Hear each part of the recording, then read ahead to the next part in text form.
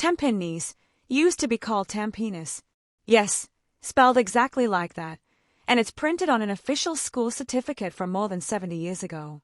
This unexpected blast from the past surfaced after Singapore MP Baey Yam Keng shared a photo of his father's old school leaving certificate on Facebook. The document, believed to be over 7 decades old, showed that his father had attended a school named Tampenis Primary School, located along Tampenis Road. And here's the part that stunned many netizens. It wasn't a typo on Baey's part.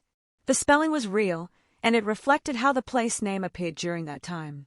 Baey shared that he was going through his father's old documents when he came across the certificate. He said he didn't know the school and road names were spelt that way in the past, and he didn't know this piece of his father's life history either. Even more interesting, Baey pointed out how ironic the discovery felt, because today he serves as an MP for Tampenis GSC. According to the certificate, his father studied at the school from 1952 to 1954, 3 full years. But once this photo hit social media, the internet did what the internet always does. Netizens flooded the comments with disbelief, jokes, and laughter. Some joked that it's a good thing the spelling changed, because the old spelling had very awkward connotations in modern English. Others admitted they initially thought Baey had simply misspelled Tampenis until they looked closer at the certificate. And one comment even pointed out something else amusing, that Baey himself might have been affected by old spelling changes too. The netizen noticed the certificate showed Baey's father's surname as Baey, while Baey spells his surname as Baey. So in a way, it feels like history didn't just change street names, it may have shaped family names too. But the bigger question is this: where did the spelling Tampenis even come from? Some people wondered whether it was an error, or even some sort of AI-edited image. But the truth is, the strange spelling actually links back to Singapore's early history, long before independence. One of the earliest references can be traced to an 1828 map plan created by Captain James Franklin and Lieutenant Philip Jackson. That plan referred to a waterway called the Tampenis River, and the name is believed to have come from the word Tampenis, which refers to a species of tree that once grew abundantly in the area. Today, the tree isn't commonly seen anymore, but 2 Tampenis trees are still listed as heritage trees. One is located on St. John's Island, and the other is in Changi.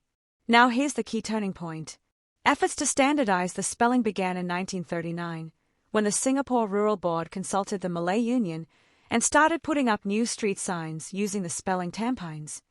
But despite that, different spellings still continued for years, with variations like Tampenis appearing in books and newspapers. In fact, even a 1951 article still used the older spelling. And it wasn't until the early 1980s, before the development of Tampenis New Town, that the older spelling faded away in everyday use. Historians suggest there was even concern that European newcomers might pronounce Tampines wrongly, like Tampines.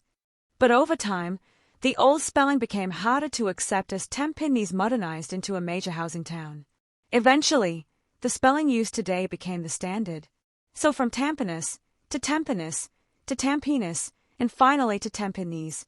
A simple Facebook post ended up becoming a mini lesson in Singapore history, and also a reminder that the names we take for granted today weren't always so fixed.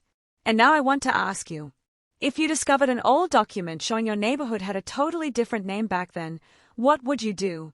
Laugh, post it, or keep it as a quiet family secret? If you enjoyed this kind of local history meets social media moment, help us out. Like, share, and subscribe to 2230, and I'll see you in the next story.